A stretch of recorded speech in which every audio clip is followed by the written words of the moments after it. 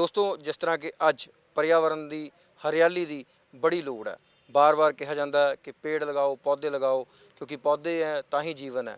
सो मैं तुहानूं अज एक अजिही शख्सियत नाल मिलान जावांगा जिन्हां ने अपनी पूरा जीवन जिहड़ा है इस हरियाली लई इन्हां पौधों के लिए अपना जीवन जिहड़ा है समर्पित किया होया।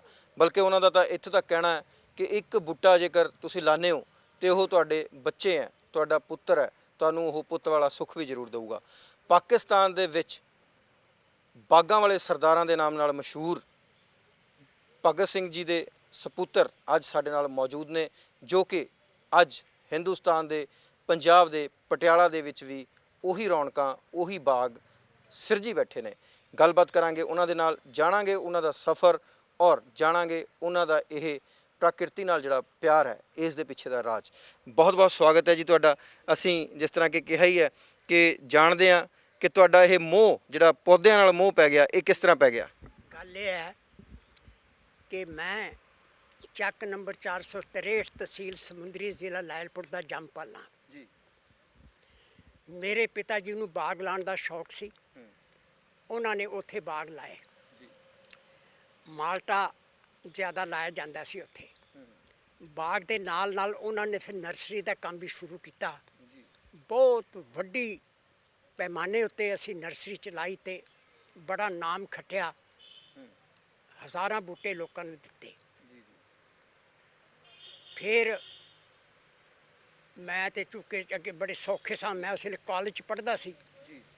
जदों देश की वंड हुई उसले मेरी उम्र 21 साल की सी। हुण इसलिए मेरी उम्र 95 साल की है। फिर असी जदों इधर आए, चलो राह दियां तकलीफां दा जिक्र तां की करना है। इत्थे आके कुतबनपुर पिंड है समाणे दे नेड़े। ਅਸੀਂ ਪਾਕਿਸਤਾਨ 'ਚ ਜਦੋਂ ਹੈਗੇ ਸੀ, ਅਸੀਂ ਮਹਾਰਾਜਾ ਯਾਦਵਿੰਦਰ ਸਿੰਘ ਹੋਰਾਂ ਨੂੰ ਉੱਥੋਂ ਬੂਟੇ ਭੇਜੇ ਸੀ ਉਸ ਵੇਲੇ। ਉਹਨਾਂ ਨੇ 500 ਕਿੱਲੇ ਬਾਗ ਬਹਾਦਰਗੜ੍ਹ ਲਾਇਆ ਸੀ।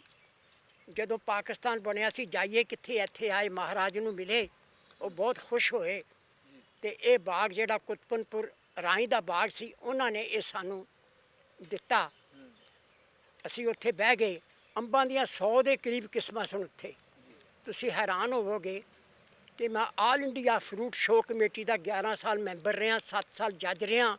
मेरा एक अंब खासुल खास सारे हिंदुस्तान चो अव्वल आया, best fruit of the show. सारे हिंदुस्तान धन धन हुई। मैनू इस गल की खुशी है कि वो अंब पंडित जवाहर लाल नेहरू ने भी चुपे।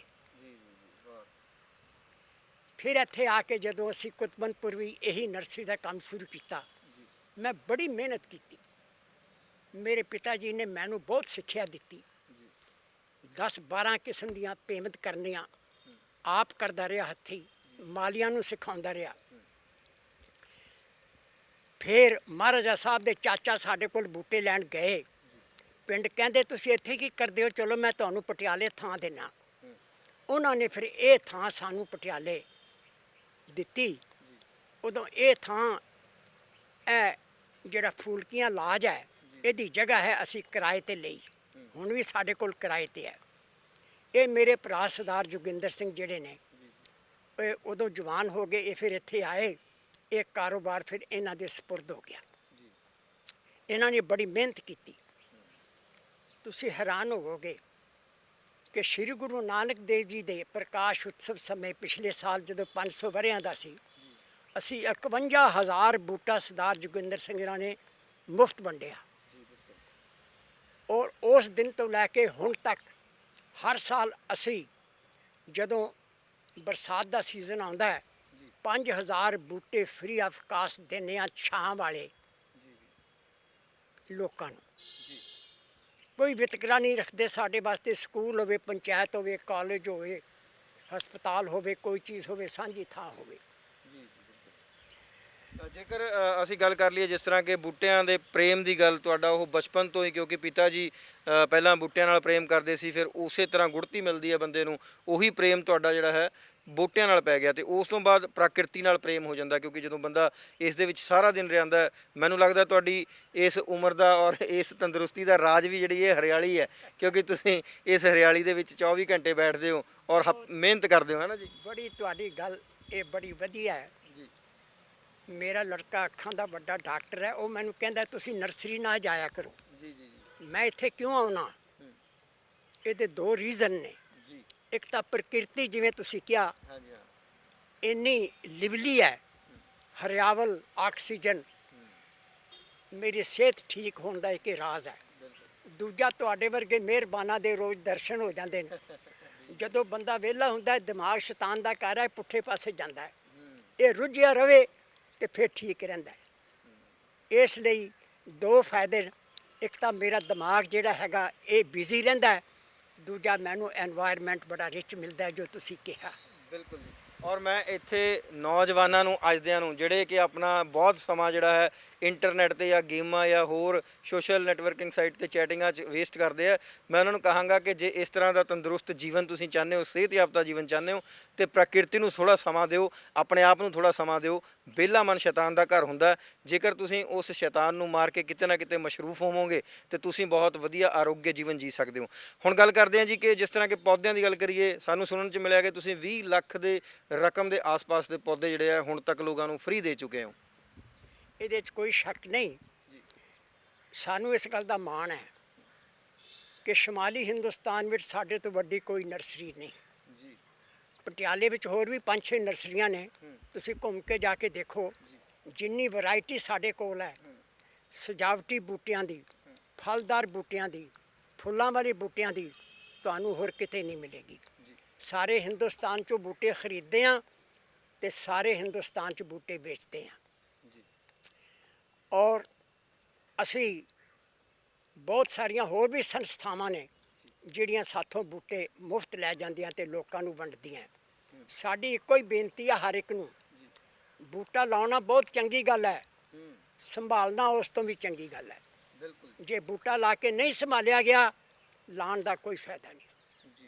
ਨਿਰਾ ਅਖਬਾਰਾਂ ਵਿੱਚ ਨਾਂ ਕਢਾਉਣਾ ਜਾਂ ਪ੍ਰਚਾਰ ਕਰਨ ਦਾ ਕੋਈ ਲਾਭ ਨਹੀਂ। ਅਸੀਂ ਲਾਭ ਤਾਂ ਇਹ ਹੈ ਕਿ ਪ੍ਰਕਿਰਤੀ ਨੂੰ ਸਾਫ ਸੁਥਰਾ ਰੱਖਣ ਲਈ ਬੂਟੇ ਲਾ ਕੇ ਬਚਾਏ ਜਾਣ ਤਾਂ ਕਿ ਲੋਕਾਂ ਨੂੰ ਲਾਭ ਹੋਵੇ। ਜੀ ਬਿਲਕੁਲ, ਇਹ ਉਸੇ ਤਰ੍ਹਾਂ ਹੋ ਜਾਂਦਾ ਜੇਕਰ ਅਸੀਂ ਸਿਰਫ ਫੋਟੋ ਦੇ ਲਈ ਜਾਂ ਵੈਸੇ ਅਸੀਂ ਸ਼ੌਂਕ ਦੇ ਲਈ ਬੂਟਾ ਲਾ ਲਈਏ, ਉਸ ਦੀ ਕੇਅਰ ਨਾ ਕਰੀਏ, ਬਲਕਿ ਫਿਰ ਤਾਂ ਇਹ ਇੱਕ ਕਤਲ ਹੋ ਗਿਆ। ਕਿਉਂਕਿ ਇੱਕ ਚੰਗੀ ਥਾਂ 'ਤੇ ਇਸ ਗਮਲੇ 'ਚ ਲੱਗਿਆ ਹੋਇਆ ਬੂਟਾ ਪੱਟ ਕੇ ਅਸੀਂ ਕਿਤੇ ਲੈ ਗਏ, ਉਸ ਨੂੰ ਲਗਾ ਦਿੱਤਾ ਤੇ ਮੁੜ ਕੇ ਅਸੀਂ ਉਹਦੀ ਸੇਵਾ ਨਾ ਕਰ ਸਕੇ, ਤੇ ਫਿਰ ਇਹ ਤਾਂ ਇਹ ਗਲਤ ਗੱਲ ਹੋ ਗਈ। ਸੋ ਮੈਂ ਤਾਂ ਇਸ ਨੂੰ ਇੱਕ ਕਤਲ ਹੀ ਕਹਾਂਗਾ ਵੀ ਜੇਕਰ ਤੁਸੀਂ ਉਸ ਬੂਟੇ ਦੀ ਸੰਭਾਲ ਨਹੀਂ ਕਰ ਸਕਦੇ ਤਾਂ ਉਸ ਨੂੰ ਉਸ ਗਮਲੇ ਦੇ ਵਿੱਚ ਜਾਂ ਜਿਸ ਥਾਂ ਦੇ ਉੱਤੇ ਉਹ ਲੱਗਿਆ ਹੋਇਆ ਉੱਥੇ ਹੀ ਰਹਿਣ ਦਿਓ। ਘੱਟੋ ਘੱਟ ਕੋਈ ਤਾਂ ਉਸ ਦੀ ਸੁਰੱਖਿਆ, ਸੇਵਾ ਔਰ ਸੰਭਾਲ ਕਰ ਰਿਹਾ।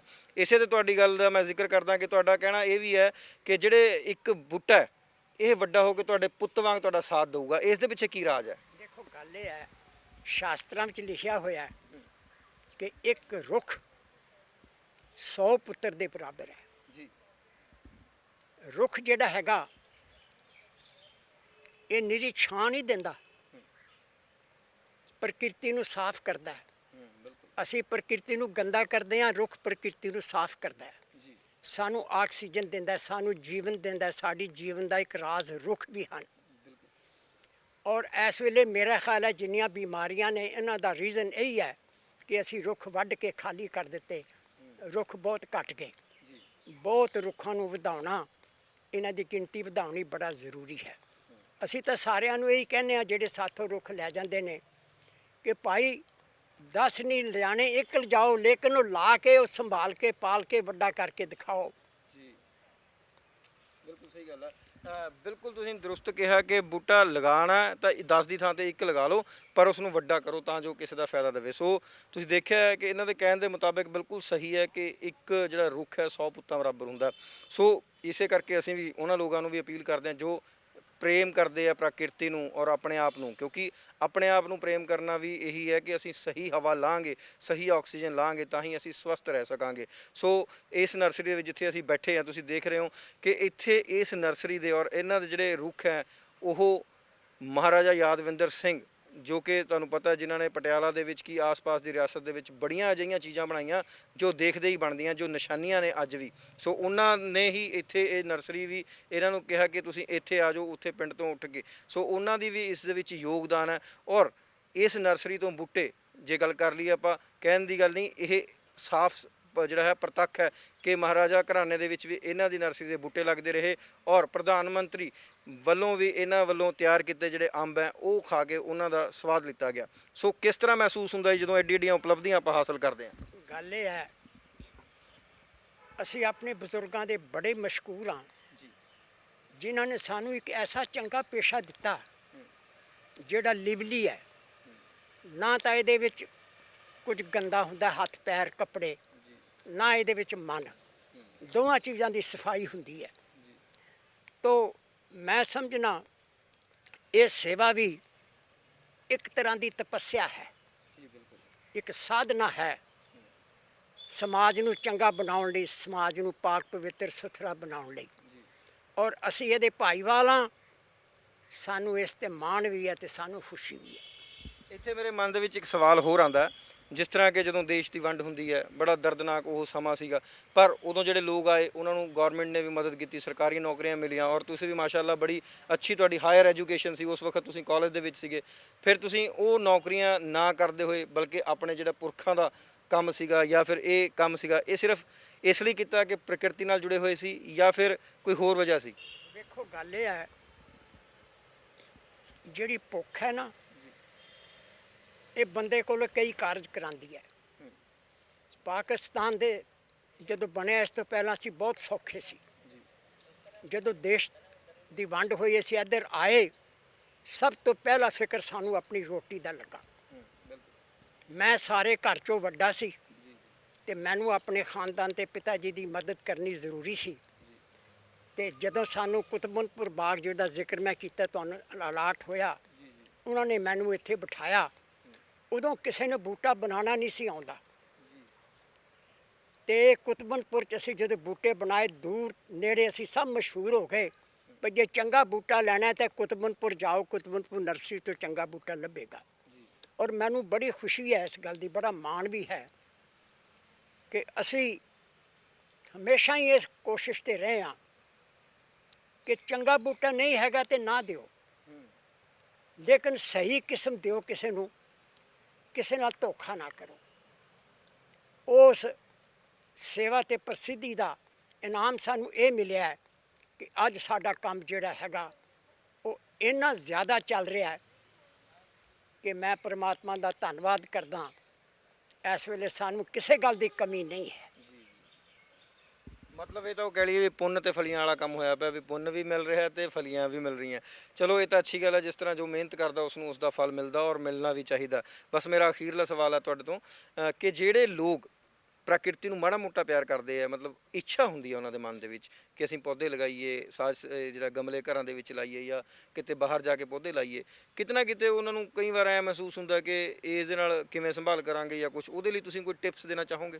ਅਸਲ 'ਚ ਗੱਲ ਇਹ ਹੈ, ਮੇਰੀ ਇਹੀ ਕੋਸ਼ਿਸ਼ ਹੁੰਦੀ ਹੈ ਜਿਹੜੇ ਬੂਟਾ ਲੈਣ ਆਇਆ ਹੈ, ਉਹਨੂੰ ਸਮਝਾ ਦਿਆਂ ਕਿ ਇਹ ਬੂਟਾ ਕਿਵੇਂ ਲਾਉਣਾ ਹੈ, ਕਿੱਥੇ ਲਾਉਣਾ ਹੈ, ਇਹ ਅੰਦਰ ਰੱਖਣ ਵਾਲਾ ਹੈ ਕਿ ਧੁੱਪ 'ਚ ਰੱਖਣ ਵਾਲਾ ਹੈ, ਜ਼ਮੀਨ 'ਚ ਲਾਉਣ ਵਾਲਾ ਹੈ ਕਿ ਗਮਲੇ 'ਚ ਲਾਉਣ ਵਾਲਾ ਹੈ, ਅਤੇ ਕਿਵੇਂ ਲਾਉਣਾ ਹੈ, ਕਦੋਂ ਕਦੋਂ ਇਹਦੀ ਛਟਾਈ ਕਰਨੀ ਹੈ, ਕਦੋਂ ਕਦੋਂ ਇਹਦੀ ਖਾਦ ਪਾਣੀ ਹੈ, ਕਿਹੜੀਆਂ ਕਿਹੜੀਆਂ ਨੂੰ ਬਿਮਾਰੀਆਂ ਲੱਗਣਗੀਆਂ, ਉਹਨਾਂ ਦਾ ਇਲਾਜ ਕੀ ਹੈ। ਸਾਡੀ ਕੋਸ਼ਿਸ਼ ਇਹ ਹੁੰਦੀ ਹੈ ਕਿ ਜਿਹੜਾ ਬੰਦਾ ਪੈਸੇ ਖਰਚ ਕੇ ਸਾਥੋਂ ਬੂਟੇ ਲਗਿਆ ਹੈ ਉਹਦਾ ਫਲ ਪੂਰਾ ਉਹਨੂੰ ਮਿਲੇ, ਜਿਸ ਕਾਰਨ ਮੈਨੂੰ ਖੁਸ਼ੀ ਹੈ ਕਿ ਜਿਹੜਾ ਇੱਕ ਵਾਰੀ ਸਾਥੋਂ ਬੂਟੇ ਲੈ ਗਿਆ ਉਹ ਫਿਰ ਹੋਰ ਨਹੀਂ ਕਿਰੇ ਜਾਂਦਾ, ਉਹ ਮੁੜ ਕੇ ਸਾਡੇ ਕੋਲ ਹੀ ਜਾਂਦਾ ਹੈ, ਕਿਉਂਕਿ ਉਹ ਬੂਟੇ ਅੱਛਾ ਫਲ ਦਿੰਦੇ ਨੇ, ਉਹਦਾ ਰਿਜ਼ਲਟ ਇੰਨਾ ਅੱਛਾ ਹੁੰਦਾ ਹੈ। ਜਦੋਂ ਲੋਕ ਆ ਕੇ ਤਾਰੀਫ ਕਰਦੇ ਨੇ ਸਾਡਾ ਸਿਰ ਉੱਚਾ ਹੁੰਦਾ, ਸਾਨੂੰ ਬੜੀ ਖੁਸ਼ੀ ਹੁੰਦੀ। ਬਿਲਕੁਲ ਮਾਣ ਵਾਲੀ ਗੱਲ ਹੈ ਕਿ ਕੋਈ ਕਿਸੇ ਦੀ ਤਾਰੀਫ ਕਰੇ ਤੇ ਬੰਦੇ ਨੂੰ ਪ੍ਰਾਊਡ ਮਹਿਸੂਸ ਹੁੰਦਾ, ਜਿਸ ਤਰ੍ਹਾਂ ਮਾਣ ਮਹਿਸੂਸ ਹੁੰਦਾ। ਬਸ ਅਖੀਰ ਦੇ ਵਿੱਚ ਕਿ ਇਨਸਾਨ ਨੂੰ ਰੁੱਖ ਕਿਉਂ ਲਗਾਉਣੇ ਚਾਹੀਦੇ ਆ? ਗੱਲ ਇਹ ਹੈ, ਜਿਵੇਂ ਮੈਂ ਤੁਹਾਨੂੰ ਪਹਿਲਾਂ ਅਰਜ਼ ਕੀਤਾ ਹੈ ਕਿ ਰੁੱਖ ਜੋ ਹਨ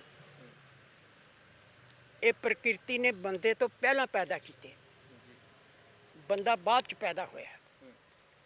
ਔਰ ਪ੍ਰਕਿਰਤੀ ਨੂੰ ਪਤਾ ਸੀ ਕਿ ਇਹ ਬੰਦਾ ਜਿਹੜਾ ਹੈਗਾ ਇਹਨੂੰ ਭੁੱਖ ਵੀ ਲੱਗਣੀ ਹੈ, ਇਹਨੇ ਬਿਮਾਰ ਵੀ ਹੋਣਾ ਹੈ।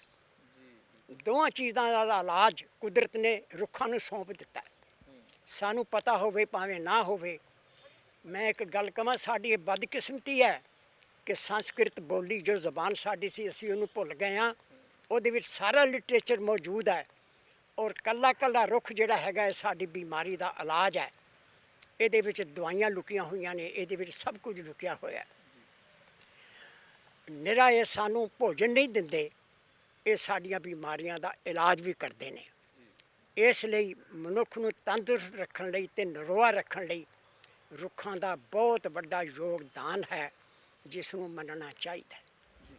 ਬਹੁਤ ਬਹੁਤ ਸ਼ੁਕਰੀਆ ਜੀ। ਸੋ ਤੁਸੀਂ ਦੇਖਿਆ ਕਿ ਪਾਕਿਸਤਾਨ ਤੋਂ ਲੈ ਕੇ ਹਿੰਦੁਸਤਾਨ ਤੱਕ ਮੱਲਾਂ ਮਾਰੀਆਂ ਔਰ ਨਾਮਨਾ ਖੱਟਿਆ, ਰਾਜੇ ਮਹਾਰਾਜਿਆਂ ਤੱਕ ਇਸ ਨਰਸਰੀ ਦੇ ਬੂਟੇ ਜਾਂਦੇ ਆ ਔਰ ਪ੍ਰਾਈਮ ਮਿਨਿਸਟਰ ਤੱਕ ਜਿਹੜੇ ਹੈ ਇੱਥੇ ਦੇ ਬਣੇ ਹੋਏ ਕਿਸਮਾਂ ਦੇ ਅੰਬ ਜਿਹੜੇ ਹੈ ਉਹਦਾ ਸਵਾਦ ਲੈਂਦੇ ਆ। ਸੋ ਇਹ ਬਹੁਤ ਵੱਡੀ ਮਾਣ ਦੀ ਗੱਲ ਹੈ ਪਟਿਆਲਾ ਵਾਸੀਆਂ ਲਈ ਵੀ। ਇਹ ਜਿਹੜੀ ਹੈ ਨਰਸਰੀ ਹੈ ਇਸ ਪਟਿਆਲਾ ਸ਼ਹਿਰ ਦੇ ਵਿੱਚ ਔਰ ਵੱਡੀ ਮਾਣ ਵਾਲੀ ਗੱਲ ਹੈ। ਤੁਸੀਂ ਦੇਖ ਰਹੇ ਹੋ ਸਾਡੇ ਨਾਲ ਮੌਜੂਦ ਨੇ 95 ਸਾਲ ਦੇ ਨੌਜਵਾਨ ਹੀ ਕਹਾਂਗਾ ਕਿਉਂਕਿ ਇਹ ਹੌਸਲੇ ਤੋਂ ਨੌਜਵਾਨ ਨੇ। 95 ਸਾਲ ਦੇ ਨੌਜਵਾਨ ਜਿਨ੍ਹਾਂ ਨੇ ਇਹ ਵੀ ਤੱਕ ਕਹਿਤਾ ਕਿ ਕੁਦਰਤ ਨੇ ਰੁੱਖ ਪਹਿਲਾਂ ਦਿੱਤੇ, ਮਨੁੱਖ ਬਾਅਦ ਦੇ ਵਿੱਚ ਦਿੱਤਾ। ਕਾਰਨ ਉਸ ਦਾ ਇਹ ਸੀ ਕਿਉਂਕਿ ਕੁਦਰਤ ਜਾਣਦੀ ਸੀ ਕਿ ਮਨੁੱਖ ਦਾ ਦੋ ਜਿਹੜੀਆਂ ਵੱਡੀਆਂ ਸਮੱਸਿਆਵਾਂ ਨੇ ਉਹ ਹੈ ਭੁੱਖ ਤੇ ਬਿਮਾਰੀ, ਤੇ ਉਸ ਦਾ ਇਲਾਜ ਰੁੱਖ ਦੇ ਵਿੱਚ ਪਾ ਦਿੱਤਾ। ਸੋ ਇਸੇ ਲਈ ਰੁੱਖ ਲਗਾਓ, ਰੁੱਖ ਬਚਾਓ ਤਾਂ ਜੋ ਤੁਸੀਂ ਵੀ ਬਚ ਸਕੋ ਔਰ ਤੁਸੀਂ ਬਿਲਕੁਲ ਸਵਸਥ ਜੀਵਨ ਜੀ ਸਕੋ। ਸੋ ਬਹੁਤ ਬਹੁਤ ਸ਼ੁਕਰੀਆ ਜੀ, ਤੁਸੀਂ ਇੰਨਾ ਸਮਾਂ ਦਿੱਤਾ ਜੀ। ਸੋ ਤੁਸੀਂ ਇਸ ਵਕਤ ਅਸੀਂ ਮੁਲਾਕਾਤ ਕਰ ਰਹੇ ਸਨ ਉਸ ਉੱਘੀ ਸ਼ਖਸੀਅਤ ਨਾਲ ਜਿਨ੍ਹਾਂ ਨੇ ਆਪਣੇ ਜੀਵਨ ਨੂੰ ਇਸ ਹਰਿਆਲੀ ਲਈ, ਇਹਨਾਂ ਬੂਟਿਆਂ ਲਈ ਜਿਹੜਾ ਹੈ ਸਮਰਪਿਤ ਕੀਤਾ ਹੋਇਆ, ਚਾਹੇ ਉਹ ਪੈਸੇ ਵੱਲੋਂ ਹੋਵੇ, ਚਾਹੇ ਮਿਹਨਤ ਵੱਲੋਂ ਹੋਵੇ, ਚਾਹੇ ਟਾਈਮ ਵੱਲੋਂ ਹੋਵੇ। ਇਹਨਾਂ ਨੇ ਇੱਕ ਪਾਸੇ ਵੀ ਸੰਕੋਚ ਨਹੀਂ ਕੀਤਾ। ਬਿਨਾਂ ਕਿਸੇ ਭੇਦਭਾਵ ਤੋਂ ਇਹਨਾਂ ਵੱਲੋਂ ਬੂਟੇ ਵੰਡੇ ਜਾਂਦੇ ਆ ਤਾਂ ਜੋ ਲੋਕ ਆਪਣੇ ਘਰਾਂ ਦੇ ਵਿੱਚ, ਆਪਣੇ ਏਰੀਆਜ਼ ਦੇ ਵਿੱਚ ਸਾਂਝੀਆਂ ਥਾਵਾਂ ਦੇ ਉੱਤੇ ਜਿਸ ਤਰ੍ਹਾਂ ਕਿ ਹਸਪਤਾਲ, ਸਕੂਲ, ਡਿਸਪੈਂਸਰੀ, ਪੰਚਾਇਤ, ਗਾঁव, ਪਿੰਡ, ਸੜਕ ਦੇ ਕਿਨਾਰੇ ਇਸੇ ਥਾਵਾਂ 'ਤੇ ਜਿਹੜੇ ਬੂਟੇ ਲਗਾ ਕੇ ਲੋਕਾਂ ਦੀ ਮਦਦ ਕੀਤੀ ਜਾ ਸਕੇ। ਕੈਮਰਾਮੈਨ ਲਵੀਸ਼ ਦੇ ਨਾਲ ਅਨੁਰਾਗ ਸ਼ਰਮਾ, ਪਟਿਆਲਾ ਤੋਂ।